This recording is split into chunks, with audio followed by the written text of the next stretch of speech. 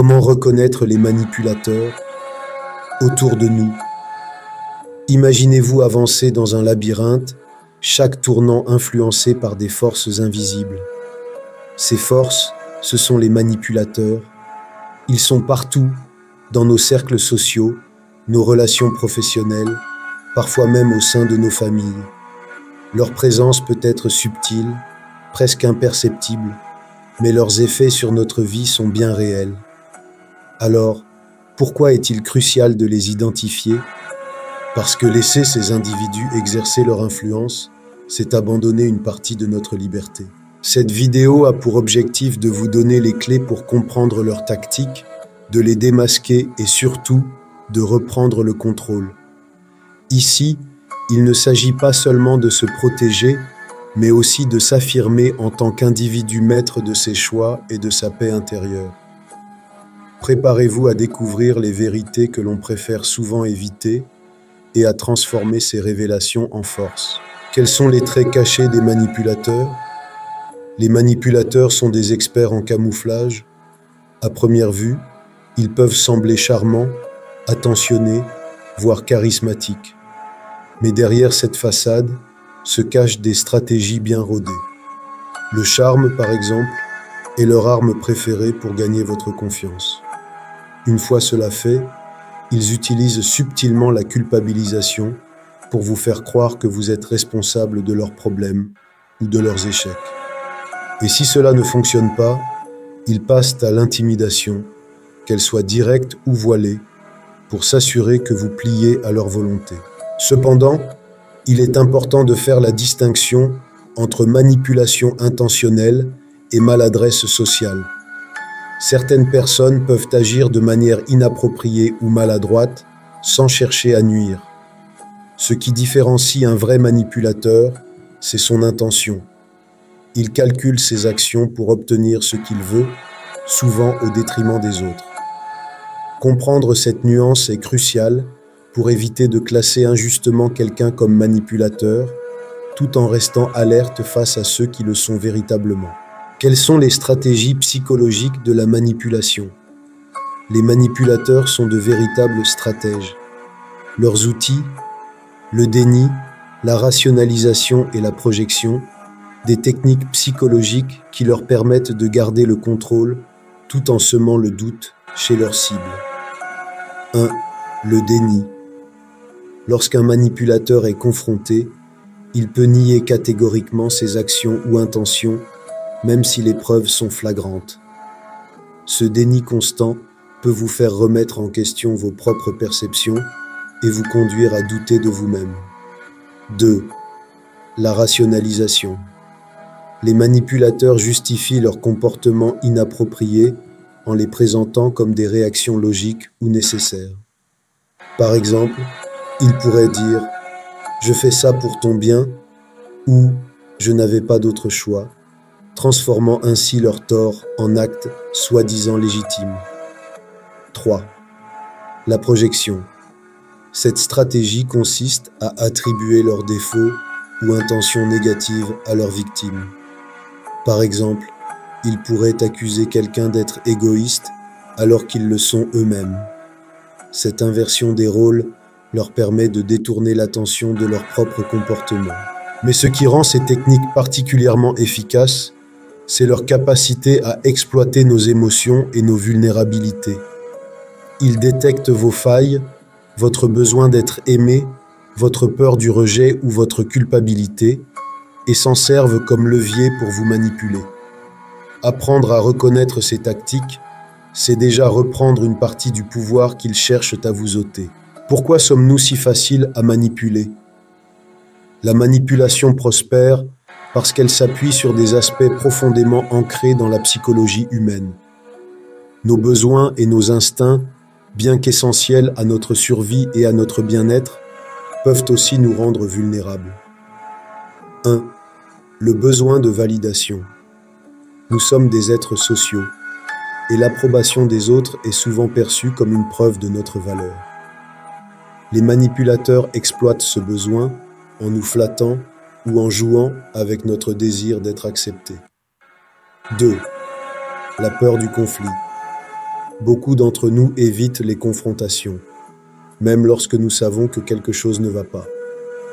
Les manipulateurs le savent et utilisent cette peur pour éviter d'être confrontés ou remis en question. 3. La naïveté. Nous avons tendance à présumer que les autres sont honnêtes et bien intentionnés, car il est inconfortable de penser le contraire. Les manipulateurs exploitent cette présomption pour gagner votre confiance avant de passer à l'action. Mais la manipulation n'est pas seulement le fruit de nos faiblesses individuelles. Elle est également encouragée par une société qui valorise parfois la soumission au groupe ou à l'autorité. Dès le plus jeune âge, nous sommes souvent conditionnés à être gentils, à éviter de faire des vagues ou à respecter l'autorité sans poser de questions. Ces normes peuvent nous rendre aveugles face aux comportements manipulateurs et même nous inciter à accepter ce qui, au fond, est inacceptable. Pourtant, cette vulnérabilité n'est pas une fatalité. En prenant conscience de ces mécanismes, vous pouvez commencer à développer les outils nécessaires pour vous affirmer, poser des limites et reprendre le contrôle sur vos interactions. Quelles sont les conséquences invisibles de la manipulation? La manipulation, bien qu'elle puisse sembler subtile ou anodine au départ, peut avoir des répercussions profondes et durables sur notre bien-être et notre équilibre psychologique. 1. L'érosion de la confiance en soi. Être constamment manipulé peut vous faire douter de vos propres perceptions et de vos décisions. Vous commencez à vous demander « Et si c'était moi le problème ?» Ce qui nourrit une spirale d'insécurité. 2. L'impact sur les relations. Les manipulateurs s'infiltrent souvent dans vos relations les plus proches. Cela peut créer des tensions avec d'autres personnes de votre entourage ou vous isoler, car vous perdez confiance en ceux qui pourraient vous aider. 3. La paralysie dans la prise de décision. Face à un manipulateur, vous pourriez vous retrouver incapable de faire des choix clairs, par peur de faire un faux pas ou de subir des reproches. Cette indécision prolongée peut freiner votre progression personnelle et professionnelle. Comment se libérer de l'emprise et prendre le contrôle? Sortir de l'emprise d'un manipulateur demande du courage et des stratégies concrètes. Voici quelques techniques pratiques pour reprendre le contrôle et protéger votre bien-être. 1. Poser des limites claires. Les manipulateurs exploitent souvent l'ambiguïté. Il est donc crucial de définir des frontières fermes et de les communiquer clairement. Par exemple, si quelqu'un tente de vous faire culpabiliser, vous pouvez répondre calmement « Je comprends votre point de vue, mais je ne suis pas responsable de cette situation. » 2. Cultiver l'affirmation de soi.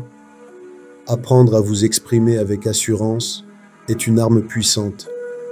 Cela ne signifie pas être agressif, mais plutôt défendre vos besoins et vos valeurs avec sérénité. 3. Développer l'indépendance émotionnelle. Les manipulateurs tirent leur pouvoir de votre réactivité émotionnelle. En travaillant sur votre maîtrise de soi, vous réduisez leur influence. Prenez du recul avant de réagir, respirez et évaluez la situation avec rationalité. 4. L'esprit critique est votre meilleur allié. Posez-vous toujours des questions.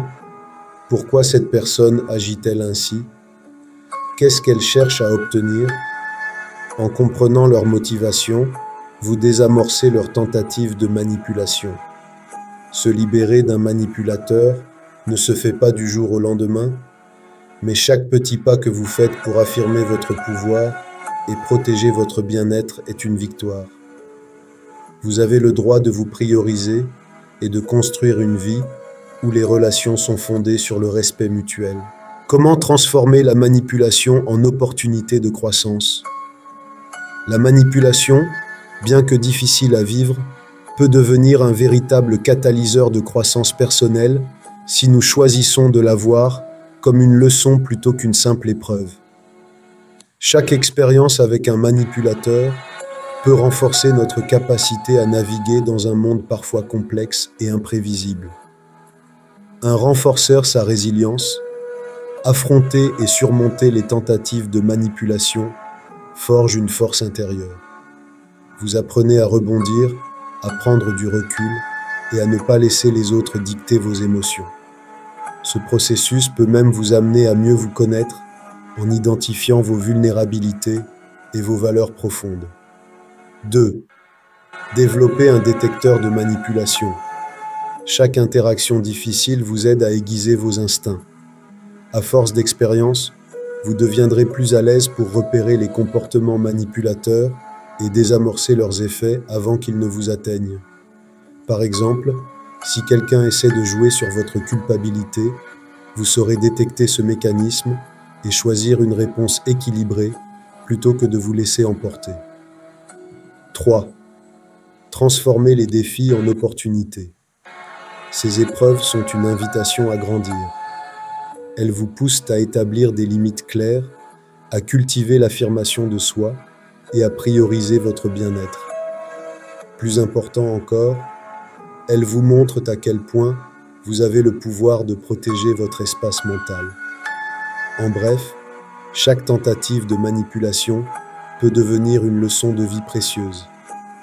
À travers ces expériences, vous ne devenez pas seulement plus résilient, mais aussi plus conscient et intentionnel dans vos interactions. Comment reprendre sa liberté mentale? La manipulation n'a de pouvoir que si vous lui en laissez. Il est temps de reprendre les rênes de votre vie et de devenir le gardien de votre paix intérieure. Un pourquoi protéger votre liberté mentale est vital. Dans un monde où les pressions extérieures sont omniprésentes, préserver votre esprit des influences toxiques est une forme d'autodéfense. En cultivant une clarté mentale et émotionnelle, vous restez maître de vos choix et de vos priorités. 2. Ne plus subir, mais agir. La première étape pour sortir de l'emprise d'un manipulateur est de reconnaître votre pouvoir d'agir. Vous n'êtes pas une victime passive. Vous pouvez poser des limites, changer votre perspective et réorienter vos relations pour qu'elles vous servent plutôt que de vous diminuer. Il est temps de passer à l'action. Posez des questions critiques sur les comportements de votre entourage. Réfléchissez à vos valeurs fondamentales et alignez vos décisions sur elles. Engagez-vous à prioriser votre bien-être au quotidien, même si cela implique des choix difficiles.